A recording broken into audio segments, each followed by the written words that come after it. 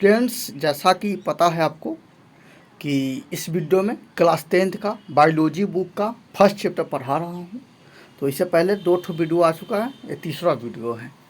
तो पिछले वीडियो में बात किए थे कि इस प्रकृति में 2 तरह के वस्तु होते हैं और उनके गुणों की बात किए थे।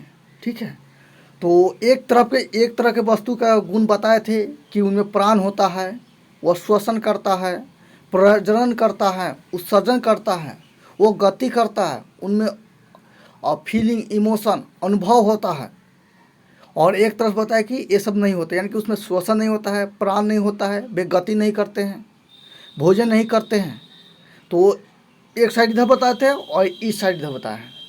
तो इस साइड वालों को बोलते हैं सजीव, जिसमें भाई पोषण होगा, श्वसन होगा, उत्सर्जन होगा, गति होगा, संवेदी अंग होगा, यानी कि संवेदी इन्फॉर्मेशन होगा। ये सब जिनके पास होगा उसे हम लोग सजीव बोलेंगे, और जिनके पास नहीं होगा उनको निर्जीव बोलेंगे। ठीक है, लेकिन अब बात आती है कि एग्जाम में क्वेश्चन आ जाएगा, जैसे पिछले बार आया हुआ था, पिछले बार 2021 या 20 में तो आया हुआ था। सीधे सिंपल सा क्वेश्चन आया था कि सजीव के मुख्यतः 4 लक्षण लिखिए। ठीक है, सिर्फ ऐसा सजीव के मुख्यतः 4 लक्षण लिखिए। तो उस समय आप तो सीधे लिख देते, 4 क्या 10 भी लिख सकते थे। कहते थे कि तो आप लिखते, इसका मैं आंसर करा दे रहा हूँ। जैसे क्वेश्चन है, सजीव के मुख्यतः 4 लक्षण लिखिए। ठीक है, तो आप लिखते हैं सजीव के मुख्यतः 4 लक्षण निम्नलिखित है। एक, सजीव सांस लेता है। एक, दूसरा, सजीव पोषण करता है। तीसरा पॉइंट, सजीव श्वसन। तीसरा पॉइंट, सजीव गति करता है। चौथा पॉइंट, सजीव उत्सर्जन करता है। 5वां पॉइंट, सजीव में प्राण होता है। और भी बहुत सारा पॉइंट है, 5 को बता दिए, और भी बताते हैं। जैसे सजीवों का आकार फिक्स होता है। सॉरी, आकार तो फिक्स सबका रहता है, सॉरी। 6वां पॉइंट लिखिए, सजीव में उपापचयी क्रियाएं होती है। सजीव का आयु फिक्स रहता है, जीवन अवधि फिक्स रहता है। ये कुछ पॉइंट हुए, यानी कि ये सजीव का लक्षण हो गया। तो आप ये लिख सकते थे। ठीक है, आप ये समझ गए हैं। एग्जाम में ये क्वेश्चन आ जाएगा कि सजीव का लक्षण लिखिए, तो आप ऑटोमेटिक बिना पढ़े लिखे लिख सकते हैं, क्योंकि आप जानते हैं कि आप भी सजीव है, हम भी सजीव है। प्रकृति पर जितने जीव जंतु हैं सब सजीव है, साथ में पेड़ पौधा भी सजीव है। जीव जंतु कहने का मतलब उसमें जीव जंतु जानवर भी आ गए, हम लोग भी आ गए, कीड़ा मकोड़ा से लेकर छोटे से लेकर बड़े तक जीव सब उसमें आ गया।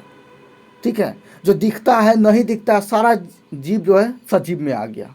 अमीबा हो गया, बैक्टीरिया होगा, जो नहीं दिखता है, यानी कि नंगी आंखों से नहीं दिखता है। ठीक है, लेकिन उसको देखने के लिए माइक्रोस्कोप चाहिए। ठीक है, तो माइक्रोस्कोप की सहायता से दिखाई देता है, तो वो सभी क्या सजीव है। ठीक है, लेकिन निर्जीव कौन है? तो निर्जीव ये हो जाएगा, जैसे कि टेबल, कुर्सी, पत्थर, कीड़ा पत्थर, और क्या चीज़, किताब, प्लास्टिक, सूखी लकड़ी, ये सब क्या हो जाएगा? निर्जीव हो जाएगा। ठीक है, तो सजीव का लक्षण क्या है लिखने के लिए? तो आप अपना लक्षण लिख दीजिएगा। आप में आपके अंदर क्या जो एक्टिविटी होगा, क्रियाकलाप होगा, उसके बारे में आप लिख दीजिएगा।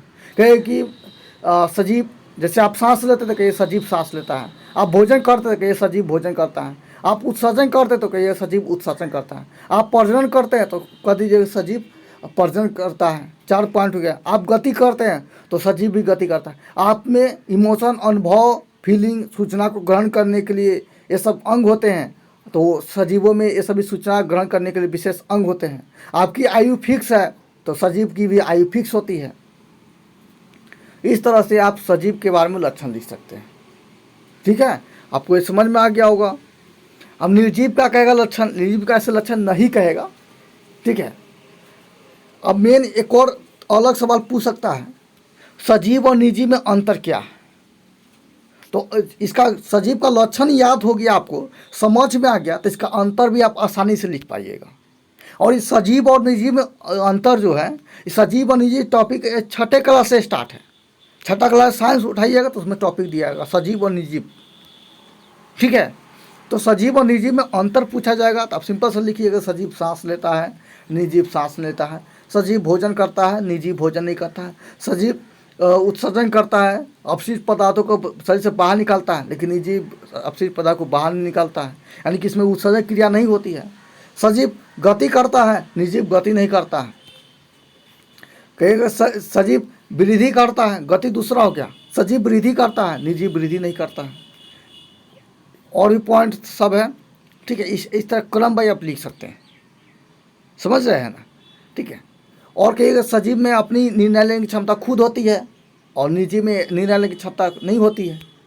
निर्णय लेने की क्षमता का मतलब कि आप अपना निर्णय, जैसे आपको अभी क्या करना चाहिए, खुद निर्णय ले सकते हैं। आपके अंदर से इन्फॉर्मेशन आता है कि आपको ये करना चाहिए, आपको ये करना चाहिए, यानी कि अपना निर्णय आप खुद लेते हैं। लेकिन निर्जीव वस्तु, उसमें निर्णय लेने की क्षमता होती नहीं है।